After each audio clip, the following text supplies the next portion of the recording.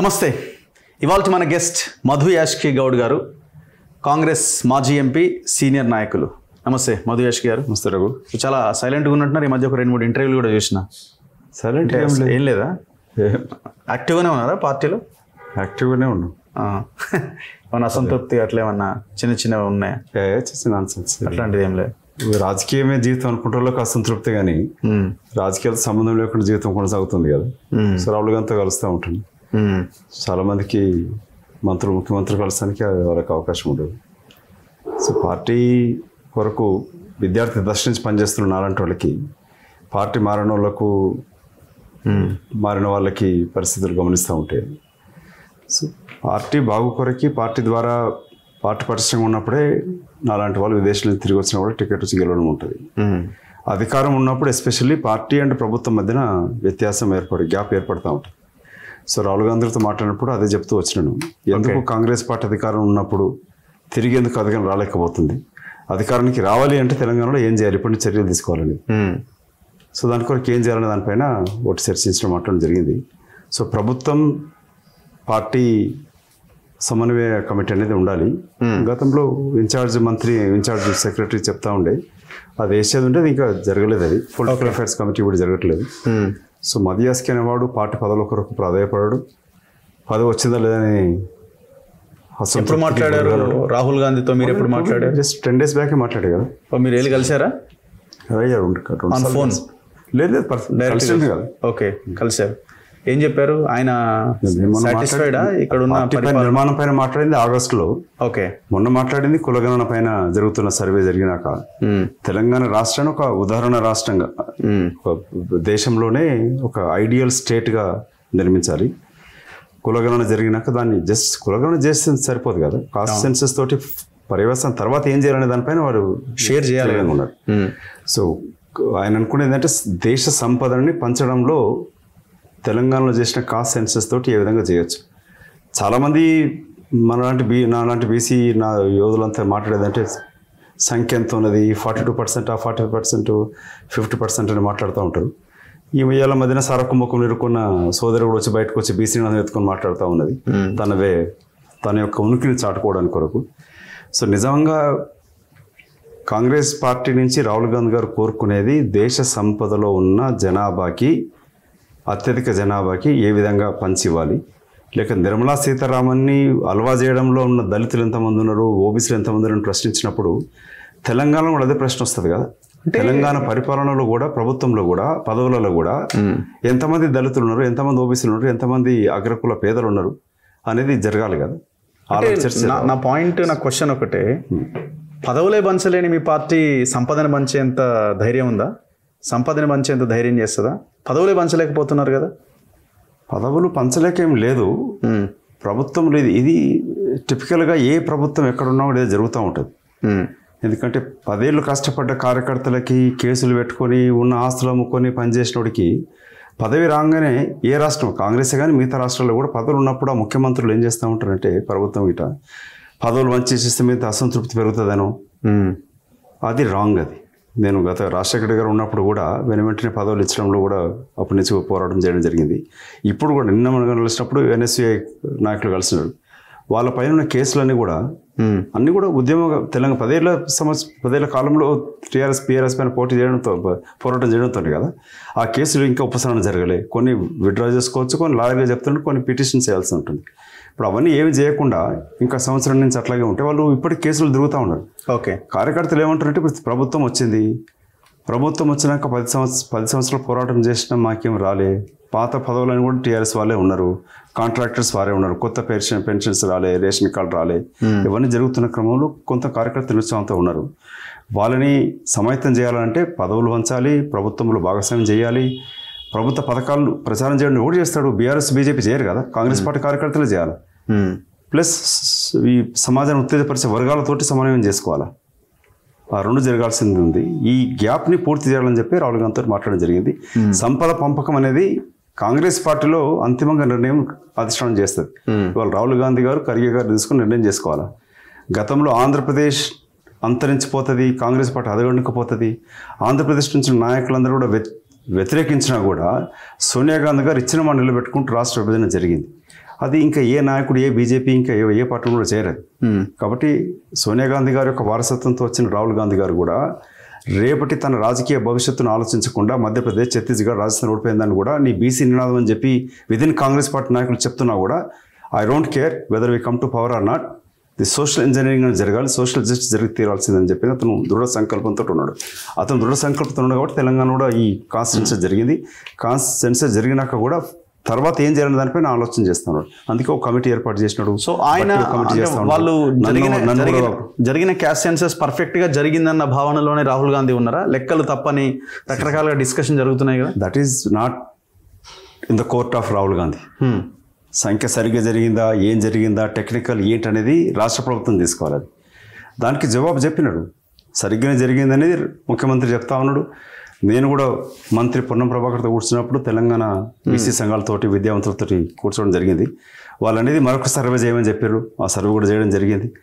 So 40-60% ఏం వచ్చినా Raghu, how much reservations can increase for ఓబీసీకి? Up to 42%. 42%. సో రిజర్వేషన్ వచ్చినంత మాత్రం ఏమవుతుంది? సో రిజర్వేషన్ వచ్చినంతగా మిగతా వనరులు పంచకపోతే నీకు ఒక రంగారెడ్డి జిల్లా తీసుకుంటే ఒక 3 ఆర్డీఓ పోస్టులు ఉంటాయి, 3 అగ్రకులాలే ఉంటారు. పోలీస్ పోస్టులు ఉంటాయి, ముఖ్యంగా పోలీస్ పోస్టులు అగ్రకులాలే ఉంటారు. నోటి ఎవడిస్తే ఉన్నది ఆ పదవిలో ఉంటే న్యాయం చేకూర్చడానికి తన వర్గం వల్ల వస్తే చేస్తానికి అవుతుంది. సో ఇవన్నీ పార్టీ మేనిఫెస్టోలో 42% కాంట్రాక్ట్స్ ఎస్సీ ఎస్టీ బీసీ వర్గాలకు ఇస్తామని చెప్పినాం. నువ్వు ఆ కాంట్రాక్ట్, సివిల్ కాంట్రాక్ట్ ఇస్తే వాడు ఆర్థికంగా ఎదగడానికి వీలవుతుంది. సో ఇవన్నీ జరగాలి కదా.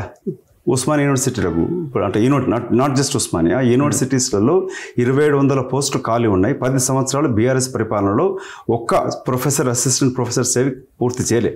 అవి చేయకపోవడంతో ఏమవుతుంది? ఇవాళ నేను కూడా యూనివర్సిటీ చదువుకున్నాను, జిల్లా పరిషత్ కూడా చదువుకున్నాను. ఈ పూర్తి చేయకపోవడంతో ప్రభుత్వం నుంచి నడుపుతున్న యూనివర్సిటీస్ మూతపడే పరిస్థితికి వచ్చింది. ప్రైవేటు చదువురాని పాలమ్కుంటోడికి, మల్లారెడ్డికి, ఇంకా పల్లరాజరెడ్డికి ప్రైవేట్ యూనివర్సిటీస్ ఇస్తాడు. వాళ్ళకు ఆస్తులన్నీ పంచిపెడతారు, ఉచితంగా భూములు ఇస్తారు, కరెంట్ ఇస్తారు, ట్యాక్స్లు ఉన్నాయి. వాడేమి ఎదుగుతుంటాడు.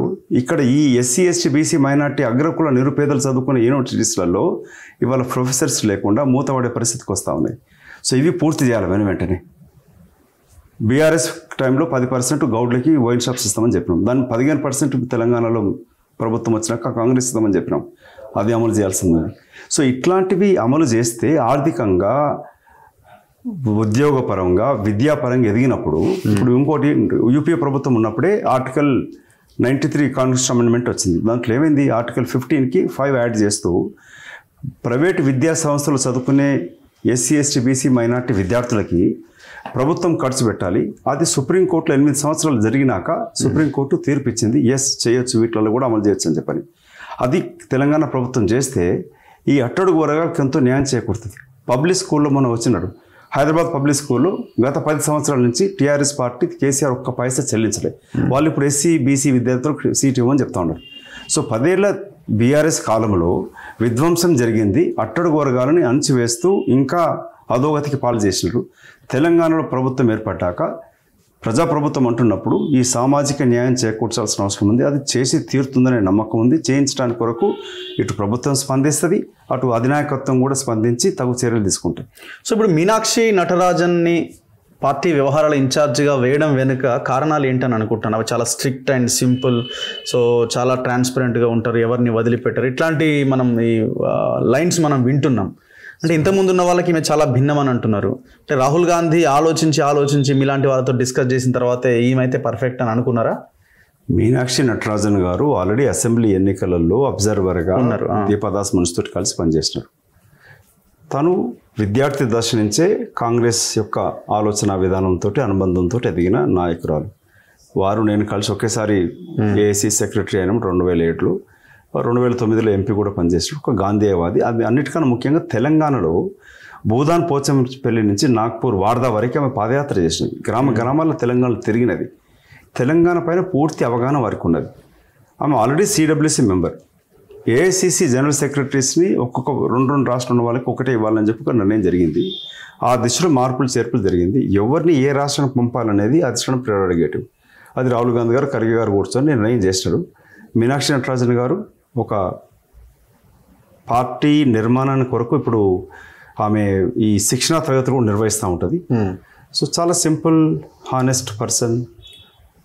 కాంగ్రెస్ అధినాయకత్వం కాకుండా కార్యకర్తలతోటి మమేకమై పనిచేసే. ఇక్కడ ఏదో డ్యామేజ్ జరుగుతుందన్న కోణంలోనే ఆమెని రంగంలోకి దించినట్టున్నారు. లేదు అట్లా డ్యామేజ్ జరుగుతున్నది వాస్తవం కాదా? మీ పార్టీకి కానీ ప్రభుత్వ పరంగా పరిపాలన విషయంలో కానీ డ్యామేజ్ జరుగుతున్నది వాస్తవం కదా? ప్రభుత్వ పరంగా పరిపాలన కొనసాగుతున్నా ఇవాళ మీరు ఒకటి గమనిస్తే 2 లక్షల రుణమాఫీ జరిగినది. చాలామంది ఏమంటారు రైతు బంధు ఇవ్వట్లేదని అంటున్నారు. ఒకవేళ రైతు బంధు ఇచ్చినా కూడా ఒక రుణమాఫీ అనేది అదనంగా కాంగ్రెస్ ప్రభుత్వం వచ్చినాక ఒక రైతుకి 1,00,000, 2 లక్షల వరకు రుణమాఫీ జరిగింది కదా. In case of Rythu Bandhu రాకున్నా ఒక పర్యాయం రాకపోయినా 10,000 రూపాయలే కదా. 10,000 కన్నా అదనంగా కాంగ్రెస్ ప్రభుత్వం వచ్చినాక 1,00,000 పైన లబ్ధి చేకూరింది. సన్న ఓట్లకు 500 రూపాయలు కూడా అదనంగా వచ్చింది. కొన్ని ఏవైతే కాంగ్రెస్ పార్టీ హామీ ఇచ్చిందో అవి నెరవేర్చడానికి కొరకు 5 లక్షలు అప్పు అనుకున్నది 7 లక్షల దాకా తేలింది. ఎన్నో కార్యక్రమాలు చేసినా కూడా ఒకదాన్ని పటిష్టంగా ప్రచారం చేయలేకపోతున్నాం. దానికి ఎందుకు కాంగ్రెస్ పార్టీ కార్యకర్తలు కూడా నిరుత్సాహంతో ఉన్నారు. పదవులు రాలేదు, నామినేటెడ్ పోస్టులు రాలేదు, ప్లస్ గ్రామాలలో మాజీ సర్పంచ్లన్నా జెడ్పీటీస్ ఎంపీటీసీలు అంటే కూడా టీఆర్ఎస్ సంబంధం వాళ్ళే ఉన్నారు. ఇంక కొత్తగా టీఆర్ఎస్ నాయకులు వచ్చి చేరినారు. ఈ అసంతృప్తి ఉన్నది. ఈ సంవత్సరం 14 నెలల కాలంలో చేసుకున్న పనులను కూడా చెప్పుకోలేనంటి పరిస్థితి వచ్చిందనంటే, లేక కొన్ని పత్రికలలో వాళ్ళకు అడ్వర్టైజ్మెంట్స్ ఇచ్చినా కూడా వాళ్ళు నెగిటివ్ స్టోరీ రాస్తూ ఉన్నారు. ఒక ప్రముఖ ఎడిటర్ మొన్న దాకానేమో అతనే తిట్టి రాస్తూ ఇవాళ కొత్తగా ఏదో ఒంటరని చెప్పి రాస్తూ ఉన్నారు. సో కాంగ్రెస్ పార్టీ ప్రభుత్వం 14 నెలలు చేసిన ఎన్నో కార్యక్రమాలు ఉన్నాయి. ఓకే, తప్పులు ఉంటే సరిదిద్దుకోవడానికి ముఖ్యమంత్రి రెడీ అని చెప్తా ఉన్నాడు.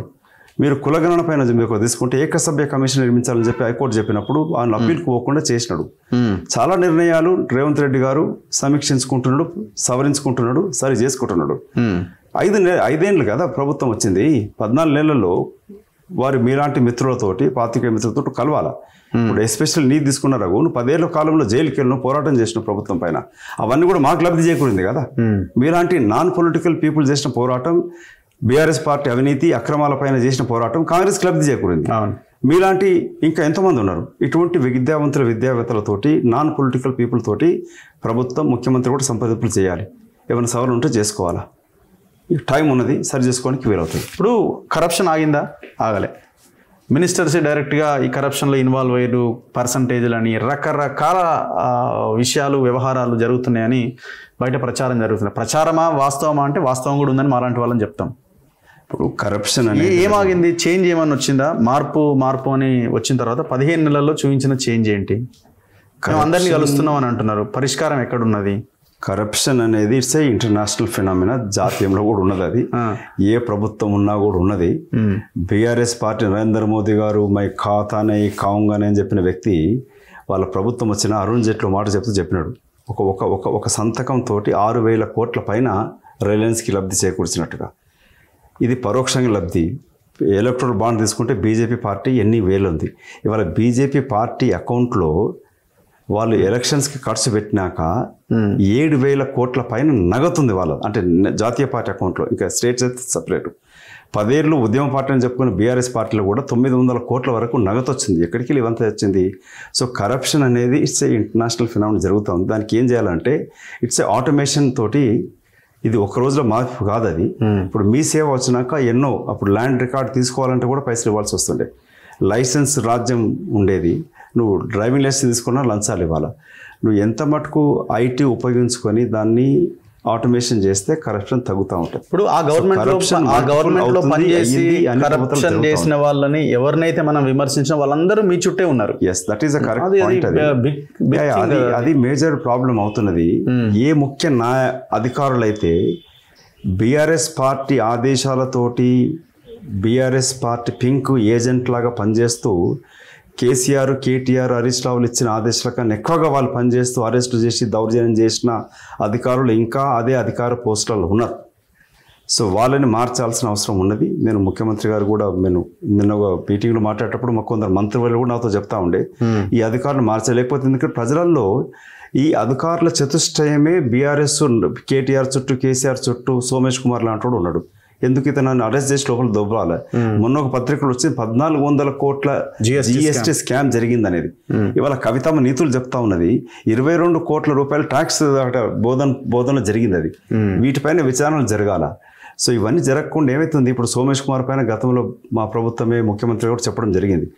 చర్యలు ప్రభుత్వం తీసుకొచ్చినాక ఏంటంటే దాన్ని త్వరితగతిన, ఇప్పుడు నేను ఒక లాయర్గా చెప్తాను, నేను ఇప్పుడు డిఫెన్స్ లాయర్గా ఉంటే వివిధ రకాలలో ఆలోచిస్తున్న కేసు రాకుండా, పర్యవేక్షణకే రాకుండా, లేక ఇన్వెస్టిగేషన్ జరగకుండా చేసే ప్రయత్నం చేస్తూ ఉంటాను. సో ప్రాసిక్యూషన్ ఏంటి, తగు చర్యలు తీసుకుంటూ తొందరలో ఎంత తొందర 5 సంవత్సరాల లోపలే ఉంటుంది కదా, దాని చర్యలు తీసుకోవాలా. అలాంటి సమీక్ష జరగాల్సిన అవసరం ఉన్నది. ఈ ఎంక్వైరీలు తొందరగా జరగాలి. కమిషన్లు అంటే కాలయాపన కొరకు కాకుండా కట్టుదిట్టంగా పనిచేస్తూ తొందరగా ఇన్వెస్టిగేషన్ ముగింపు చేసి దోషులను శిక్షించే ప్రయత్నం జరగాలి. ఈ జాప్యం జరగడంతో ప్రభుత్వం పైన అపవాదం వస్తూ ఉన్నది. ఈ అధికారులు మార్చాల్సిన అవసరం ఉన్నది. అందుకే ముఖ్యమంత్రి గారు నాకు తెలిసిన ప్రకారం సమీక్షిస్తూ ఉన్నాడు. అతి త్వరలోనే ఈ కోడ్లు రావడంతో కొన్ని మార్పులు చేర్పులు ఆలస్యమైనట్టు తెలుస్తూ ఉంది. ఐ హోప్ దట్ ఈ will take immediate quick action తీసుకొని ఈ సోమేష్ కుమార్ లాంటి గతంలో కలెక్టర్ పనిచేసిన వాళ్ళ పైన, లేక ప్రిన్సిపల్ ఇంకొక 6 నెలలు అయితే మీరు మళ్ళీ కరప్షన్ పోయిన గవర్నమెంట్ అని అనడానికి కూడా వీలు లేకుండా ఉంటుంది. వాళ్ళని అరెస్ట్ చేస్తలేరు, వాళ్ళ మీద యాక్షన్ లేనప్పుడు ఇంకెంతకాలం మీరు కరప్షన్ అని వాళ్ళని అనగలుగుతారు? మీరు కూడా అనలేరు కదా. ఇప్పుడు ఏమైందనంటే బీఆర్ఎస్ పార్టీ దగ్గర వాడు చేసిన సంపాదనతోటి ఇవాళ ధనవంతుడు మర్డర్ చేస్తే కూడా డబ్బులు ఉంటే పెద్ద పెద్ద లాయర్లు పెట్టుకొని దాని కేసు రాకుండా చేసుకుంటూ బెయిల్ వచ్చే చేసుకోవచ్చు, లేక కేసు నుంచి తప్పించుకునే ప్రయత్నం కూడా చేయగలుగుతారు. అది పేదవాడు చేయలేకపోతున్నాడు. ఇవాళ కేటీ రామారావు, కవితమ్మ, సారకుమ్మకు నిక్కిన ఆమె వాళ్ళు కొత్తగా వచ్చేసి మళ్ళీ జాగృతి అన్నట్టు పట్టుకొని వచ్చి ఇవాళ మహిళల గురించి మాట్లాడుతూ ఉన్నది, లేక బీసీ కులాల గురించి మాట్లాడుతుంది. మొన్న వాళ్ళ సమీక్ష జరిగింది. అదే సో బీజేపీ, అది నేను చెప్తాంటే విస్తృత సమావేశం కాదు, అది విషాద సమావేశం. ఆ సమావేశం అయినాక తండ్రి మాట్లాడతాడు, ఓ కమిటీకి అల్లుడు హరీష్ రావు అధ్యక్షత వహిస్తాడు, కొడుకేమో బ్రీఫింగ్ చేస్తాడు మీడియాకి, కూతురేమో సభ పెట్టుకుంటుంది. అంటే తప్ప వాళ్ళ దాంట్లో ఎస్సీ ఎస్టీ బీసీ మైనారిటీ ఇంకొకడు కూడా లేడు. సో వాళ్ళకున్న అక్రమ సంపాదనతోటి మీడియాని కవర్ చేసుకుంటూ కేసు కాలయాపన చేస్తూ పరోక్షంగా, అంటే attack is the best way of defence అని అంటారు.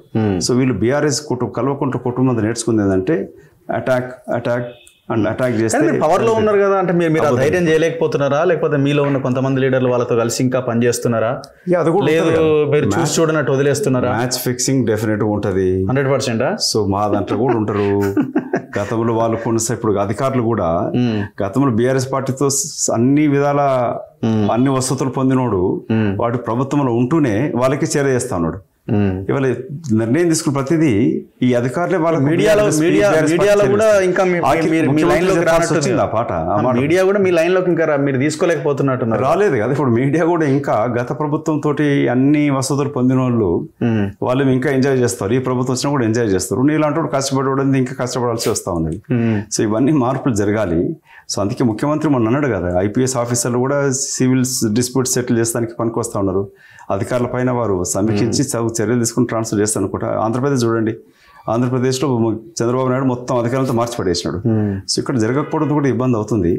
గతం రాజశేఖర్ గారు ఉన్నప్పుడు కూడా కొంత అధికారం మార్చినప్పుడు గవర్నమెంట్ లో ఉన్న పెద్దలకు ఎందుకు అధికారులు కావాలంటే ఇప్పుడు వాళ్ళే కదా అంతకుముందు సెటిల్ చేసింది. ఎక్కడెక్కడ సెటిల్ చేసినా మరి ఏంది కథ, అందులోంచి మనకేమైనా వచ్చే అవకాశం ఉందని తీయడానికి ఆయనే కదా ఆఫీసర్ ఉపయోగపడేది. అది మీరు ఇన్వెస్టిగేషన్ చేయాలి. నాకు తెలిసిన మటుకైతే సో ఈ నెక్సెస్ అనేది బ్రేక్ చేయాలి రఘు. సో ఈ అధికారులు గత ప్రభుత్వ 10 ఏళ్ల కాలంలో ఇన్స్టిట్యూషన్స్ని మొత్తం సర్వనాశనం పట్టించింది బీఆర్ఎస్ పార్టీ. దేశంలో ప్రభుత్వ వ్యవస్థలని, రాజ్యాంగ వ్యవస్థలను నాశనం పట్టించింది మోదీ గారు. సో కాంగ్రెస్ పార్టీ, రాహుల్ గాంధీ కోరుకునేది, కాంగ్రెస్ పార్టీ అట్లీస్ట్ తెలంగాణలో వచ్చినాక ప్రజాప్రభుత్వం అంటున్నప్పుడు ప్రజలకు జవాబుదారీగా ఉంటూ గేట్లు తెరిచి మాట్లాడుతున్న క్రమంలో ఇట్లాంటి అపవాదులు వస్తున్నప్పుడు జవాబు చెప్పే పరిస్థితి వస్తుంది. సో మీరు అన్నట్టు ఏ అధికారులైతే అవినీతి కూరుకుపోయినాడో వాళ్ళు మార్చకపోతే మినిస్టర్ పైన కూడా అపవాదులు వస్తాయి. సో ఇవి వచ్చినప్పుడు జవాబు చెప్పాల్సిన అవసరం ఉంటుంది. ప్రజలన్నీ గమనిస్తూ ఉంటారు. సో నేను అనేది ఈ కరప్షన్ యొక్క పీకల నుంచి పీకాలంటే అది సొసైటీ మారాలి. దాంట్లో ప్రభుత్వం కూడా ఇప్పుడు చదువుకున్న ఓటరు అంటే నేను చూసినాం టీచర్లు కూడా 10,000 రూపాయలు తీసుకొని ఓటేస్తున్నారని, 10-20 తీసుకొని భార్య పడుతుంటే 20,000 అని చెప్పని. ఇక చదువుకున్న టీచరే వేసినప్పుడు ఇక పేదవాళ్ళు, బస్తీలో ఉండేటోడు, స్లమ్లో ఉండే వాళ్ళకి కూడా ఓటు పైసలు తీసుకుని వాళ్ళని తిడుతూ ఉంటాము. కానీ ఇవాళ కాలనీస్ ఉన్నాయి, నా ఎలిమినేట్కి నిలబడ్డాను, కాలనీ అసోసియేషన్స్ ఉంటాయి. కాలనీ అసోసియేషన్స్కి మందులు పంపాలి, కూరలు పంపాలి, తిండి పెట్టాలి, సో బిల్డింగ్లకు రంగులు వేయాలి. అంటే అన్ని అంగులున్న చదువుకున్న వాళ్ళే అపార్ట్మెంట్లు ఉన్నప్పుడు ఆ స్లమ్లో ఓటేసే వాడికి ఇంకా తక్కువ అవుతుంది పర్ ఓటుకి ఇచ్చేదానికన్నా. సో అట్లా ఇచ్చినప్పుడు ఏమవుతుంది, డబ్బులు ఎంత ఖర్చు పెట్టేవాడు ఎన్నికలు వస్తాడు, కరప్షన్కి పాల్పడుతున్నాడు. సో దాంట్లో ఇది బిగ్ నెక్సెస్ ఇది. అంటే ప్రజలు కూడా మారాలి, నీతి నిజతను ఎన్నుకుంటే వాళ్ళ కొరకు పని చేస్తాడు. డబ్బులు పెట్టడానికి ఎన్నుకుంటే వాడు ఎలక్షన్స్ అయినాక తినడానికి ఉపయోగపడతాడు. సో కేసీఆర్ పరిపాలనే బాగుంది అన్న ఒక ప్రచారం, ఒక చర్చను తీసుకొస్తున్నారు. ఇది మరి ఇది ఆలోచన ఏమైనా ప్రజలు చేస్తున్నట్టు అనిపిస్తున్నారు. అది ఫక్తు ఇది. This is a campaign. ఇప్పుడు ఇవాళ రేపు ఏమొచ్చినాయి రఘు, ఈ క్యాంపెయినింగ్ ప్రజల ఒపీనియన్ చేసే సంస్థలు వచ్చినాయి. వాడు కోట్లు 100 కోట్లు తీసుకుంటాడు. ఇది ఏం చేస్తాడు, ఇప్పుడు నేను ఒక మెహందీ ఫంక్షన్కి పోయినాడు. అక్కడగా నా మిత్రుడు అమెరికా వస్తుండే, ఇక్కడ వస్తుండే, వ్యాపారాలు చేసుకుంటాడు, ఇరిగేషన్ వర్క్లు చేసుకుంటాడు.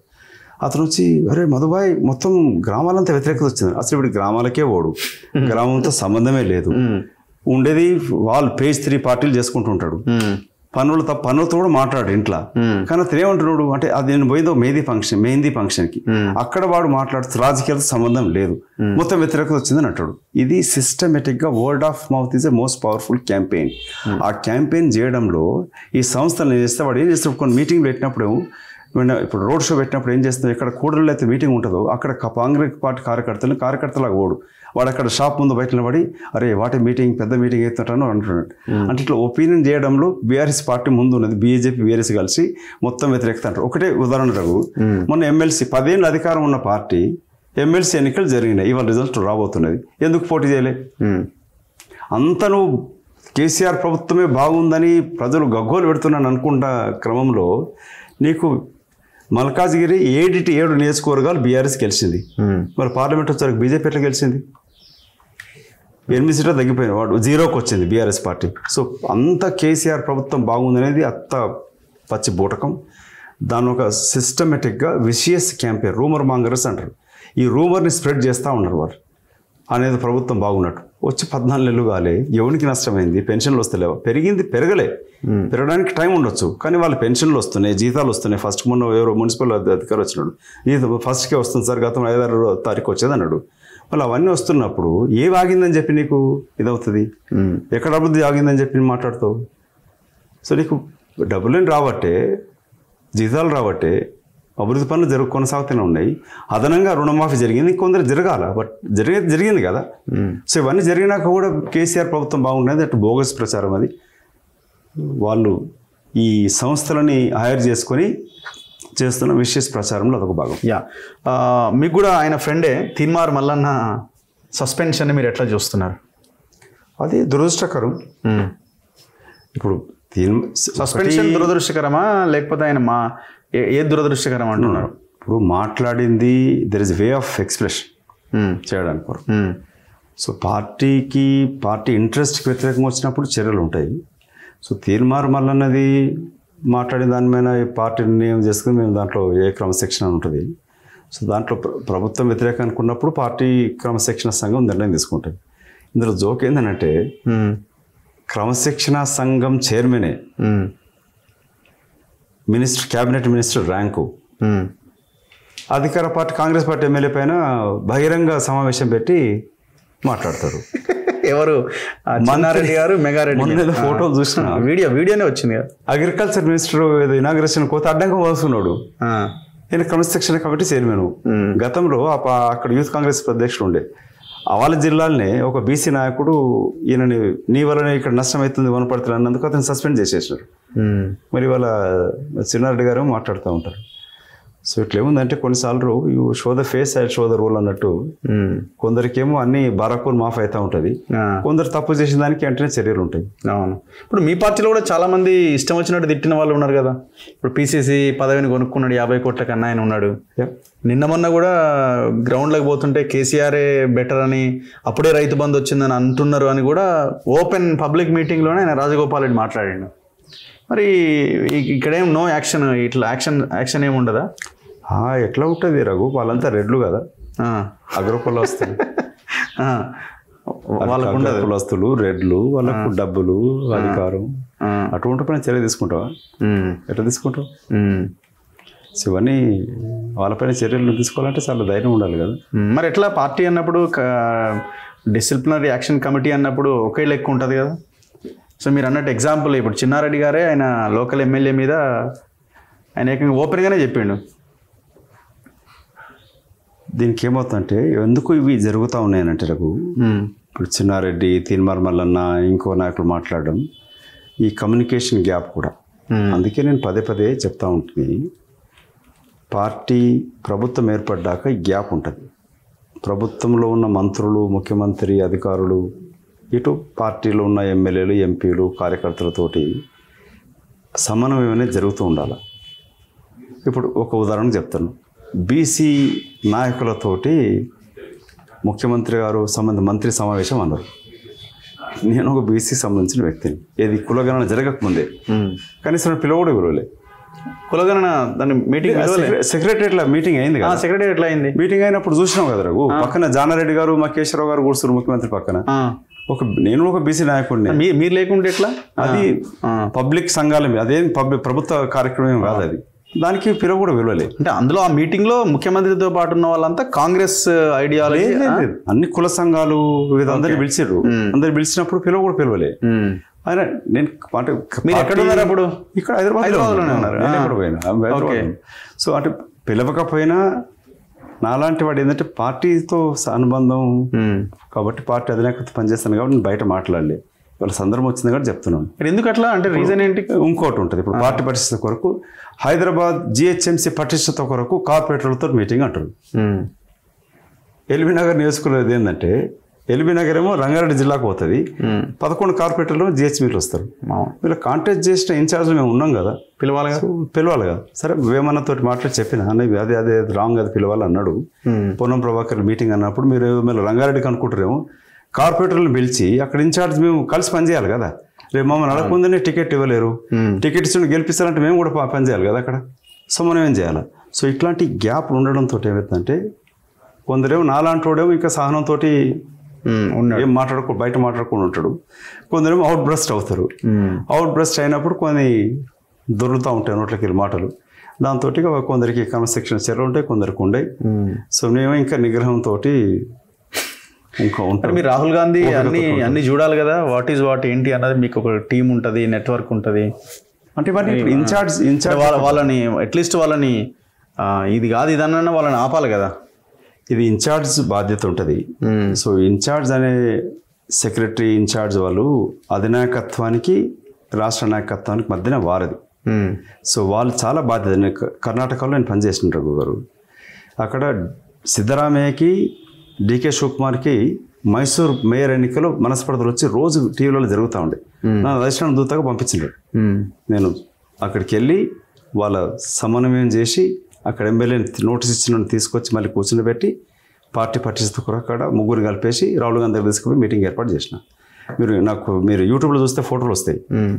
సిద్ధరామయ్య, డికే శివకుమార్ పరస్పరం మాట్లాడుకున్న క్రమంలో ఇక్కడ హైదరాబాద్లో నేను సెక్రటరీ ఉండి వాళ్ళ ఇంట్లో భోజనాలకు పోలే, ఇదే ఇంట్లో మనం ఇంటర్వ్యూ చేస్తున్న ఇంట్లో ఇక్కడ వాళ్ళందరినీ పిలిచి రాయచూరు తెల్లారి మీటింగ్ ఉండే.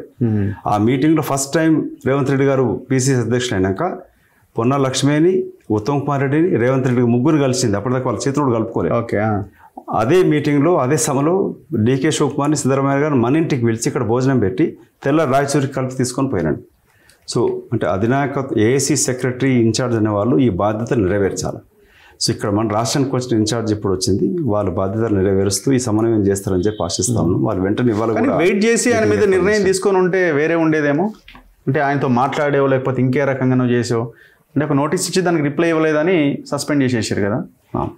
సో ఆ ప్రయత్నం జరగాల్సి ఉండేనా? అదే I will speak to internal మాట్లాడుతాను. ఇప్పుడు కొత్త ఇన్ఛార్జ్ వచ్చింది కదా, వాటితో మాట్లాడుతాను. అధిష్టానం ఢిల్లీకి వెళ్ళినప్పుడు అధిష్టాన నాయకులతో కూడా మాట్లాడుతాను. అంటే ఆమెకు తెలియకుండానే జరిగి ఉంటుందా ఇది?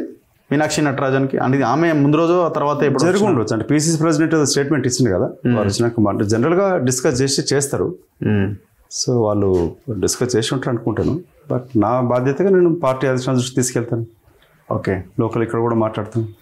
ఐదు ఎమ్మెల్యే కోట ఎమ్మెల్సీలు ఉన్నాయి, క్యాబినెట్ ఎక్స్పాన్షన్ ఉంది, ఇంకా 6 మంత్రులు. మీకేమైనా అవకాశం ఉందా? అసలు నేను ఆశపడితే కదా అవకాశం ఉండదు. అంతేనా? నేను అడగట్లేదు, ఆశపడట్లేదు, ఆశించట్లేదు. ఏవో స్టోరీలు రాస్తూ ఉంటారు. అంటే అటు ఇది ఎట్లుందంటే రఘు, అంటే మన పేరు వచ్చే వరకు బీసీ కోటాలో మదియాస్కి, వాట్ నాన్ సెన్స్. అంటే అగ్రకులాలకి ఏం అన్నిట్లో అవైలబిలిటీ ఉంటుంది, వాళ్ళకి అర్హత ఉంటుంది.